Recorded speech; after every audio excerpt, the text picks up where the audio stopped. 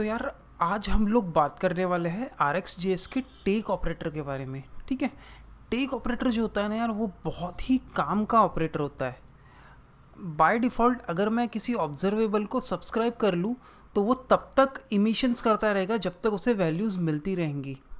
लेकिन अगर हमें ये अमाउंट ऑफ इमिशंस कंट्रोल करनी है तो हमें टेक ऑपरेटर का यूज़ करना पड़ता है। फॉर एग्जाम्पल लेट्स से एक बच्चा है और उसके सामने एक पूरा चॉकलेट से भरा हुआ बॉक्स पड़ा है, तो वो उस बॉक्स से तब तक चॉकलेट्स उठाता रहेगा जब तक उस बॉक्स में चॉकलेट्स ख़त्म नहीं हो जाती। ठीक उसी तरह ऑब्जर्वेबल भी तब तक वैल्यूज इमिट करता रहेगा जब तक उस ऑब्जर्वेबल में जो वैल्यूज़ आ रही है वो आना ख़त्म नहीं हो जाती। लेकिन उसी जगह उस बच्चे को लेट्स से अगर कोई बड़ा आके बोल देता है कि इस बॉक्स से सिर्फ 4 चॉकलेट्स लेनी है, उसके बाद आपको रुक जाना है, तो वो बच्चा क्या करेगा, बच्चा 4 चॉकलेट्स लेगा और उसके बाद वो रुक जाएगा। उसी तरह टेक ऑपरेटर जो होता है ना, उस बड़े का काम करता है जो बच्चे को बताता है कि कितनी चॉकलेट्स लेना है। टेक ऑपरेटर का यूज़ करके हम बता सकते हैं ऑब्जर्वेबल को कि कितनी वैल्यूज़ उसे इमिट करनी है और उसके बाद उसे वैल्यूज़ इमिट करना रोक देना है। तो देखते हैं एक एग्जाम्पल और समझते हैं इस चीज़ को और भी डिटेल में। तो हम लोग शुरू करते हैं एकदम ही बेसिक से एग्जाम्पल से। सबसे पहले मैं एक ऑपरेटर इंपोर्ट कर लेता हूँ जिसका यूज़ करके मैं एक नया ऑब्जर्वेबल क्रिएट करूँगा। तो मैं इंपोर्ट वो ऑपरेटर करूँगा RxJS लाइब्रेरी से। तो मैं यहाँ पे बोलूँगा RxJS और उसके बाद जो मैं चीज़ इंपोर्ट करने वाला हूँ वो होगी इंटरवल। तो इंटरवल जो है इस ऑपरेटर का यूज़ करके हम एक ऑब्जर्वेबल क्रिएट करने वाला है। तो मैं यहाँ पे बोलूँगा कॉन्स्ट सोर्स डॉलर। तो इस सोर्स डॉलर में हम हमारा ऑब्जर्वेबल स्टोर करेंगे। मैं यहाँ पे बोलूँगा इंटरवल 1000। अब क्या होगा, इंटरवल को हम एक हम एक पैरामीटर पास कर रहे हैं जो है मिली सेकेंड्स में, जो वैल्यू रिप्रेजेंट करती है मिली सेकेंड्स को। यहाँ पे मैं बोल रहा हूँ 1000 मिली सेकेंड्स, इसका मतलब 1 सेकेंड। हर एक सेकेंड के बाद ये ऑब्जर्वेबल एक वैल्यू को इमिट करता जाएगा। अब मैं इस ऑब्जर्वेबल को सब्सक्राइब कर लेता हूँ, सोर्स डॉट सब्सक्राइब। सब्सक्राइब को मैं एक कॉलबैक फंक्शन पास करूँगा जो एक एरो फंक्शन है, और सबसे आखिर में मैं बोलूँगा console log count। ये कंसोल क्या करेगा, जितनी बार भी ये ऑब्जर्वेबल वैल्यूज़ को इमिट करता जाएगा वो उन वैल्यूज़ को कंसोल पे लॉग करता जाएगा।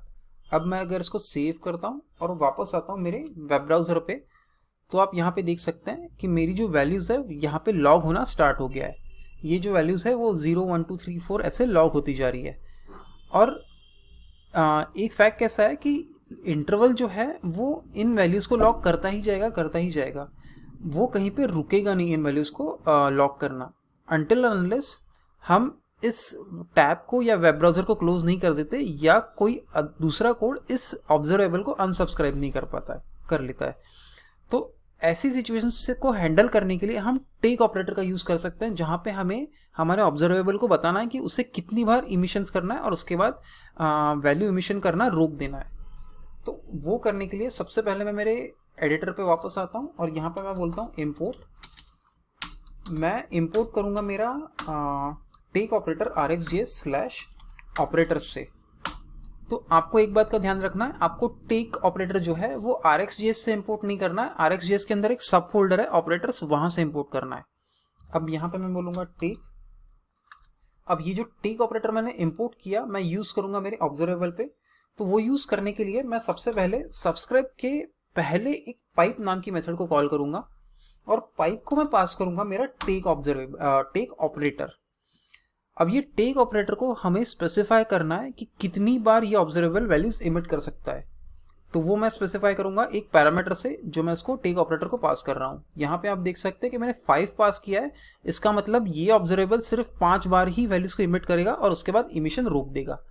अब मैं अगर इसको सेव करता हूँ और मेरे वेब ब्राउजर पे वापस आता हूँ, तो आप यहाँ पे देख सकते हैं कि मेरी वैल्यू सिर्फ 5 बार इमिट होंगी फ्रॉम 0 to 4, और उसके बाद मेरा ऑब्जर्वेबल ऑटोमेटिकली वैल्यूज़ को इमिट करना रोक देगा।